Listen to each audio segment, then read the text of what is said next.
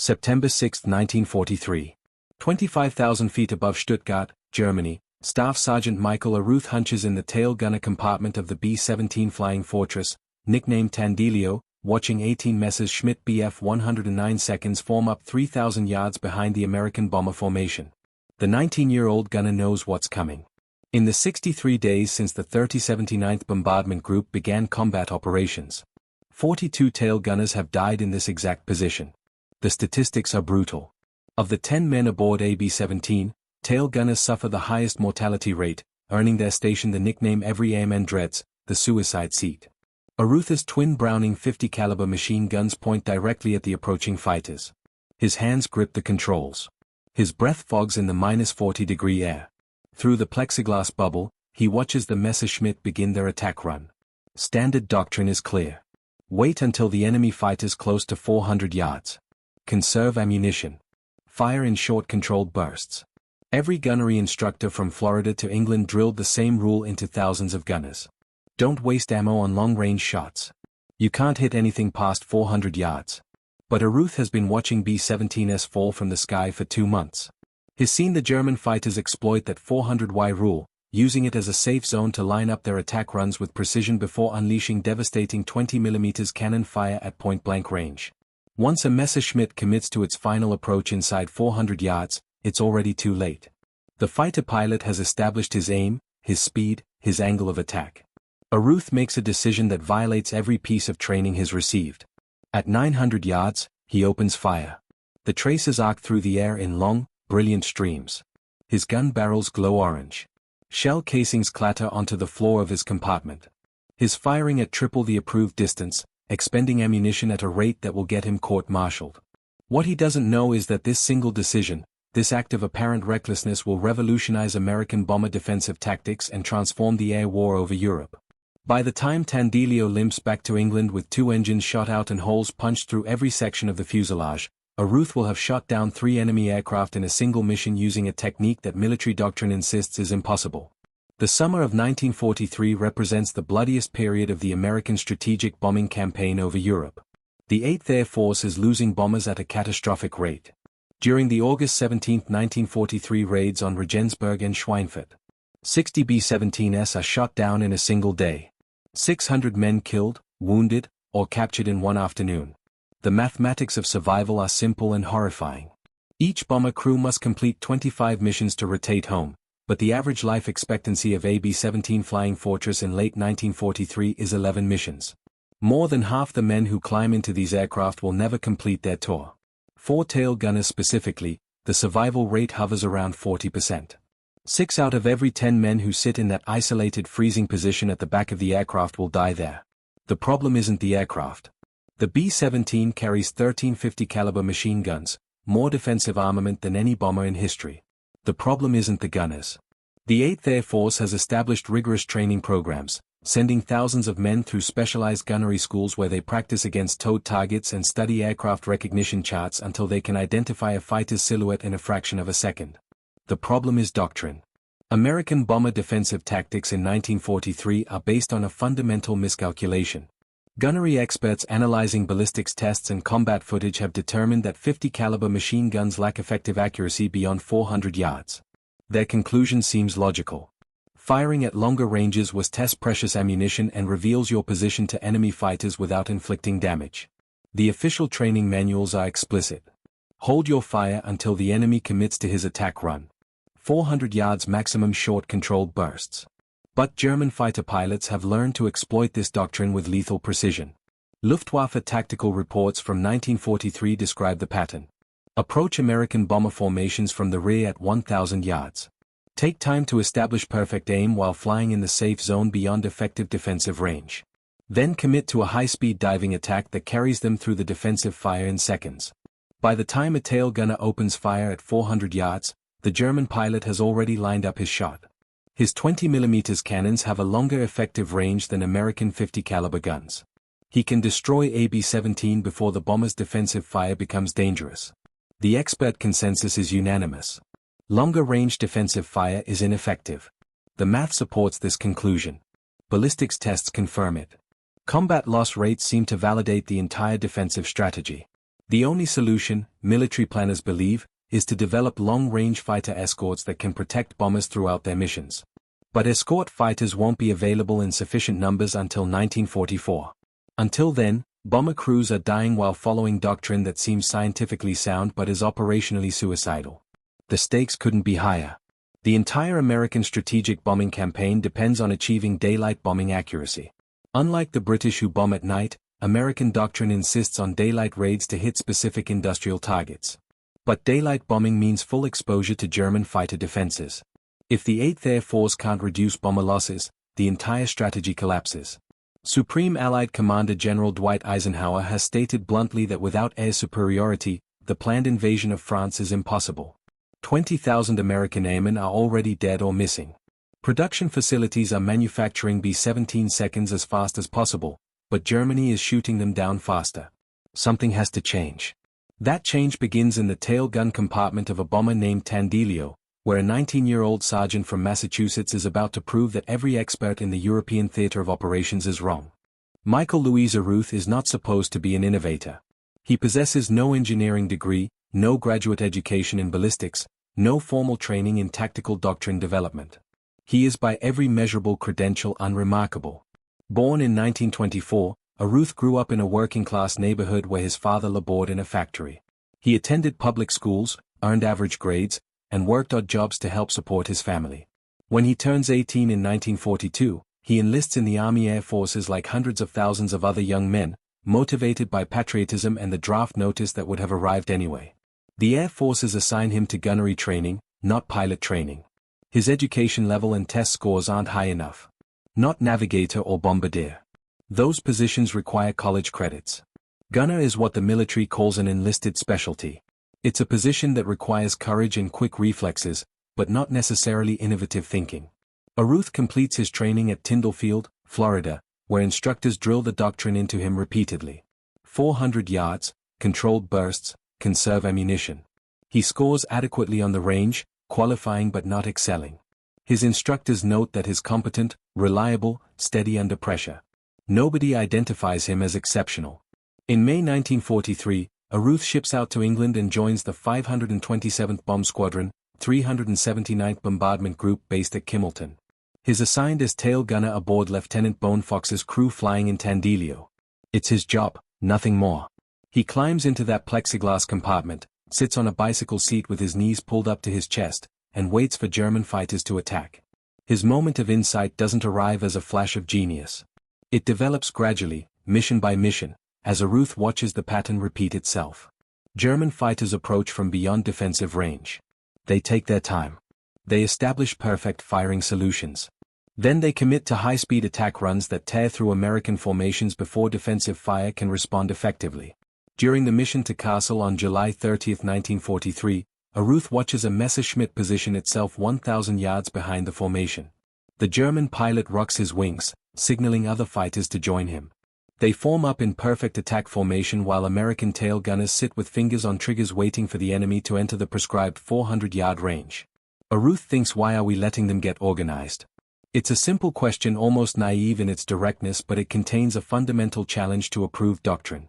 The official thinking assumes that long-range fire is ineffective because it rarely scores kills. But Aruth realizes that effective doesn't have to mean lethal.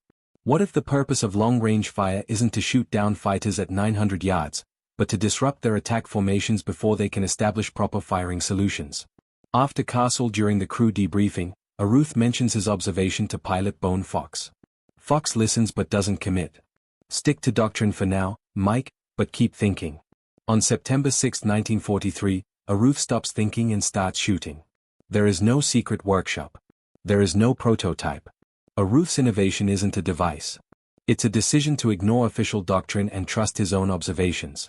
But making that decision requires solving a technical problem that the official doctrine doesn't address. How to aim effectively at 900 yards. The standard Spey K4 gun sight in Aruth's tail position is calibrated for 400-yard engagements. At that range, a gunner places the illuminated reticle on the target and fires. But at 900 yards, the ballistics change dramatically. Bullets drop. The targets appear smaller. The apparent speed of crossing targets creates different deflection angles. In the week before the Stuttgart mission, During maintenance periods at Kimmelton Air Base, Aruth begins experimenting. He can't modify the gun sight. That would be noticed and reported, but he can practice what gunnery instructors call Kentucky windage. The art of aiming off target to compensate for distance drop and deflection. During ground practice sessions, Aruth studies the sight picture at different ranges. He paces out 900 yards on the airfield and observes how distant objects appear through his gun sight. He calculates mentally, if a Bf-109 appears this size at 900 yards and it's moving at this speed, then I need to aim this far ahead and this far above, his crew notices. Navigator Elmer Bendiner watches Aruth in the tail compartment during pre-flight checks, moving his guns through different angles, muttering calculations. "You working on something, Mike?" Bender asks. "Just thinking about long-range shooting," Aruth replies. Bombardier Bob Hedgie is less diplomatic. "You planning to waste our ammo?" "Maybe," Aruth says. "Or maybe I'm planning to keep us alive." The reaction from squadron gunnery officers is immediate and harsh when Aruth asks hypothetical questions about long-range fire. "That is a waste of ammunition, Sergeant. You'll empty your reserves before the real fight starts. Stick to doctrine. The training manuals are explicit. Gunners carry limited ammunition. Each position has between 300 and 500 rounds. Once you empty those belts, you're defenseless. Firing at 900 yards where you might need 20 rounds to score one hit instead of 5 rounds at 400 yards seems mathematically insane. But Aruth has done different calculations. He's counted the bomber losses. He's watched crew after crew disappear. He sat through debriefings where tail gunners described the same pattern the Jerry fighters took their time setting up. By the time they closed to range, their aim was perfect. September 6, 1943. The target is Stuttgart. Intelligence reports predict heavy fighter opposition. As Tandilio approaches the German border at 25,000 feet, Aruth loads his guns, checks his oxygen supply, and makes his decision. When the first group of Messerschmitt Bf-109 seconds appears behind the formation at 900 yards, Aruth doesn't wait. He traverses his guns onto the lead fighter and opens fire. The first burst misses. The second burst misses. The third burst walks traces across the sky toward the Messers, forcing the pilot to break formation. Aruth isn't trying to kill at 900 yards. He's trying to disrupt, to force hesitation, to destroy the carefully orchestrated attack pattern before it develops. It works. The immediate reaction over the intercom is explosive. "Tail gunner, cease fire." The voice of flight engineer Lawrence Reedman crackles through Aruth's headset. "You're wasting ammunition." Aruth ignores him and continues firing. Long bursts at 800 yards, 700. The Messerschmitts, instead of maintaining formation and setting up their coordinated attack, begin breaking earlier than usual, their approach disrupted by the unexpected curtain of tracers. "Mike, what the hell are you doing back there?" Pilot Bonefox's voice is sharp. "That's not procedure." "Keeping them off balance, sir?" Aruth shouts over the roar of his guns. A Messerschmitt pilot attempting to maneuver around the long-range fire misjudges his separation from his wingman. The two fighters nearly collide, forcing both to abort their attack runs prematurely. The German fighters regroup at 1,000 yards and try again. This time, Aruth opens fire even earlier. The psychological effect is immediate. Luftwaffe pilots accustomed to having free time to establish perfect firing solutions find themselves under fire throughout their approach. They are forced to take evasive action earlier, disrupting their aim, shortening their firing windows. At 600 yards, a Bf-19 commits to its attack run despite the defensive fire. Aruth walks his traces into the fighter's nose. Smoke erupts from the engine. The Messers rolls inverted and spirals toward the ground. First kill. The battle continues for 17 minutes. Wave after wave of German fighters assault the bomber formation. Aruth fires continuously. His gun barrel smoking. Shell casings piling up around his cramped position. 2 more Messers fall to his guns. Several others limp away trailing smoke damaged by his long-range fire. But the German fighters are getting through. Tandilio takes hits. 20mm cannon shells punch through the waist section, wounding one gunner. The number 3 engine dies, then number 1. Hydraulic fluid streams from ruptured lines. The bomber falls out of formation, losing altitude, becoming a straggler, the most vulnerable position in combat. Aruth's ammunition is nearly exhausted. He's fired almost 4 times the amount recommended by doctrine. But as the crippled B-17 struggles toward the English Channel, German fighters are hesitant to press their attacks. They've learned that this particular tail gunner starts shooting long before they expect it. Tandilio ditches in the English Channel. The crew is rescued by air-sea rescue launches. 0 fatalities. 3 days later at the 379th Bomb Group headquarters at Kimmelton, the post-mission debriefing erupts into chaos. Squadron Gunnery Officer Captain William Morrison reads Arutha's ammunition expenditure report and slams it onto the table. Sergeant Ruth, you fired 485 rounds in a single mission. That is grossly excessive. You violated doctrine and endangered your crew by depleting defensive ammunition. Intelligence Officer Major Thomas Brennan interrupts.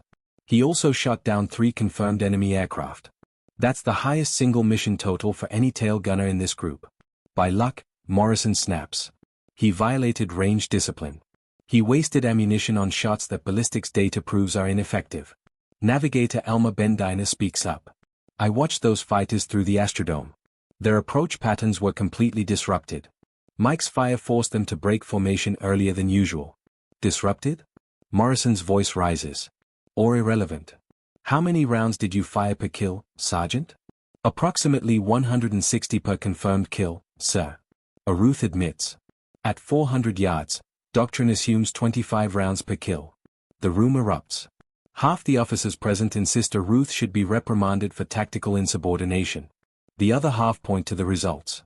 3 kills. Crew survived. Aircraft could have made it back if not for engine damage from earlier attacks. Group Commander Colonel Maurice Preston silences the argument. Gentlemen, we are losing bombers faster than we can replace them. If Sergeant Aruth has discovered something effective, I don't care if it violates every manual ever written. Preston turns to Aruth. You will fly the next mission. You will employ the same tactics. I want detailed observations from every crew member about fighter reaction to long-range defensive fire. Morrison protests. Sir, this is contrary to 8th Air Force doctrine. Then 8th Air Force doctrine is wrong. Preston interrupts. Test it. Prove it works or prove it doesn't. But we're going to find out.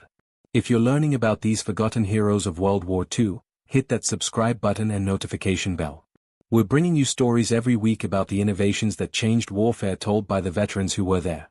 The next mission launches on September 15, 1943, targeting targets in France. This time, Aruth isn't alone. 3 other tail gunners in the 379th Bomb Group have been briefed to attempt long-range fire while other tail gunners fly standard doctrine as a control group. The results are documented in post-mission intelligence reports. Tail gunners employing long-range harassing fire report that German fighters break formation an average of 200 yards earlier than usual. Fighter attack approaches take longer to develop. Several LOF buffer pilots appear to abort their runs entirely when faced with unexpected defensive fire at 800 to 1,000 yards. The ammunition expenditure is significantly higher, an average of 380 rounds per mission compared to the doctrinal 200 rounds. But the fighters being driven away before they can establish optimal firing solutions translates directly into reduced bomber losses in those specific formations. Intelligence officers interview German pilots captured after bailout over France. One Luftwaffe Oberleut Isef Heller of JG2 provides a crucial insight.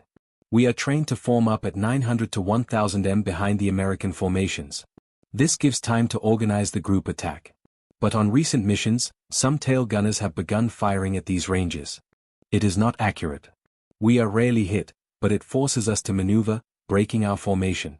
Our attacks become individual rather than coordinated. Individual attacks are less effective. This is the key revelation. Aruth's long-range fire doesn't need to shoot down fighters at 900 yards.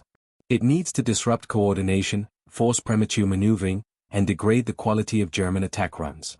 A Messerschmitt pilot who is constantly evading defensive fire cannot establish the perfect firing solution he needs to destroy AB-17 efficiently. By October 1943, Arutha's aggressive tactics have been studied by ETH Air Force tactical analysts. The debate among senior officers is intense. Ammunition expenditure increases by an average of 42% when employing long-range harassing fire. This strains supply lines and requires more frequent rearming. But the data is undeniable. Bomber formations whose tail gunners employ aggressive long-range fire experience an average of 18% fewer losses during fighter attacks compared to formations flying standard doctrine. 18% in an air campaign where hundreds of bombers are shot down each month. That percentage represents hundreds of lives saved. On October 14, 1943, the 8th Air Force launches its second devastating raid on Schweinfurt. 60 B-7s are lost. But in the formations where tail gunners have adopted Arutha's tactics, the loss rate is measurably lower. The tactical reports can't hide the pattern anymore. November 1943, 8th Air Force Headquarters issues Technical Order 43-271. Revised Bomber Defensive Fire Doctrine. The key passage reads, tail gunners are authorized to engage enemy fighters with harassing fire at ranges up to 1,000 yards. Purpose is disruption of attack formation rather than destruction of enemy aircraft. Ammunition loadouts increased from 300 to 500 rounds per tail gun position. Michael Aruth has rewritten official doctrine. His personal combat record continues to grow. By the time Tandilio ditches in the English Channel a second time after a mission on November 29, 1943, Aruth has been credited with 17 confirmed kills and multiple probables. He is the highest-scoring bomber gunner in the 8th Air Force. His official record includes shooting down 4 enemy fighters in a single mission on one occasion and maintaining the defensive perimeter of his bomber through missions that see his aircraft take devastating damage. The impact extends beyond individual victories as aggressive long-range defensive fire becomes standard practice across the 8th Air Force. Luftwaffe tactical reports document the changing effectiveness of their attacks. A December 1943 German intelligence summary notes, American tail gunner tactics have become significantly more aggressive. Approaches must now be made from longer ranges or with greater speed, reducing firing opportunities. Attack coordination is more difficult. The kill ratio shifts. In August 1943, before the tactical change, American gunners claimed an average of 1-2 fighter kills per 100 bomber sorties.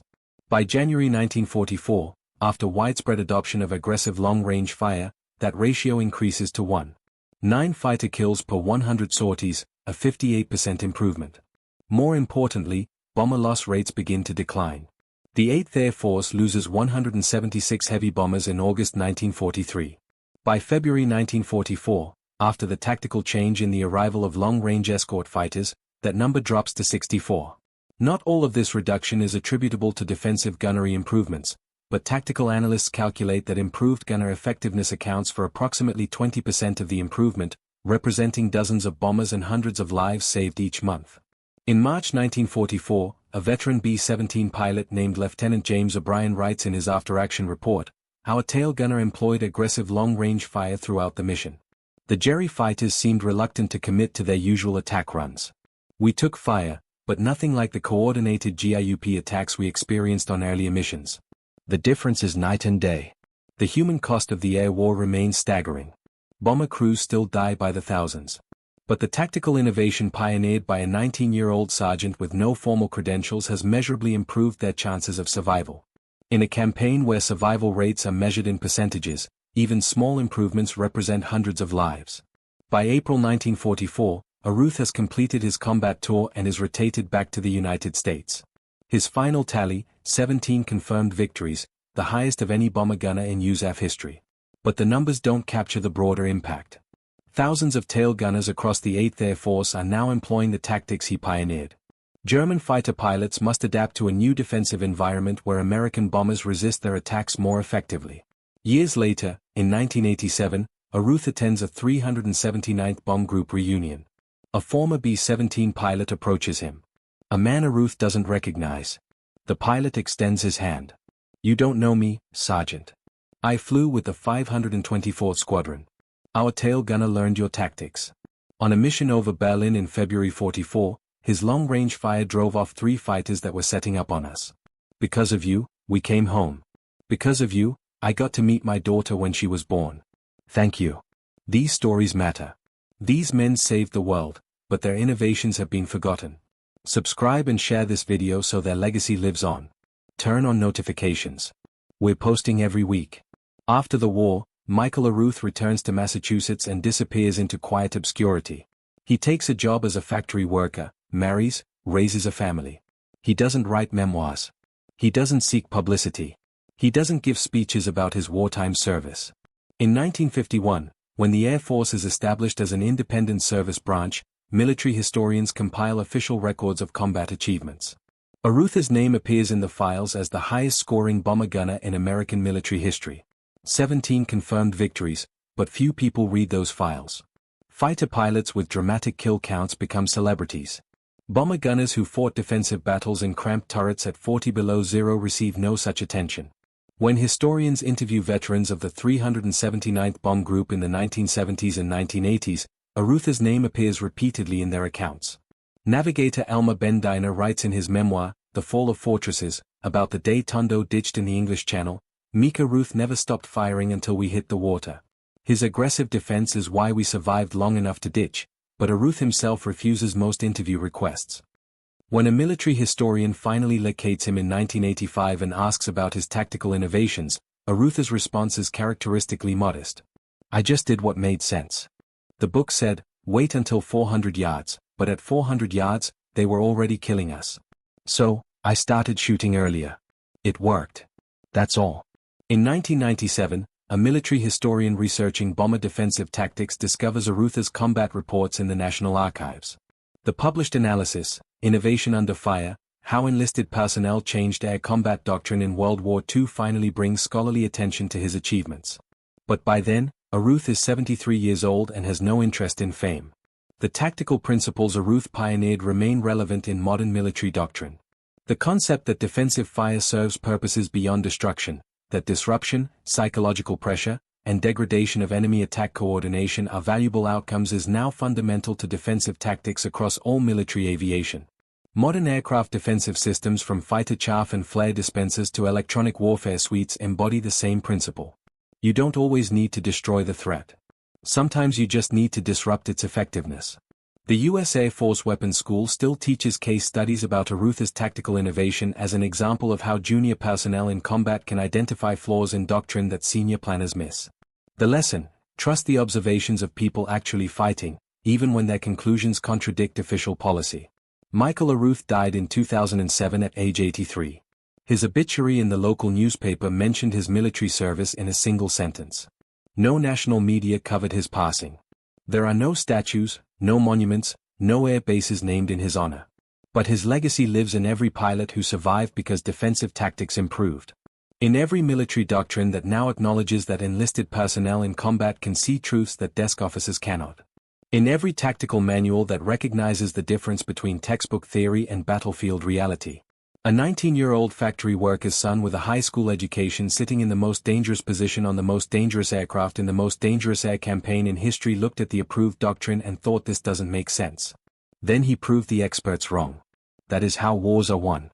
Not by credentials, not by rank, but by individuals who trust their observations, risk everything on their convictions, and refuse to accept that this is how we've always done. It is an acceptable reason to watch their friends die.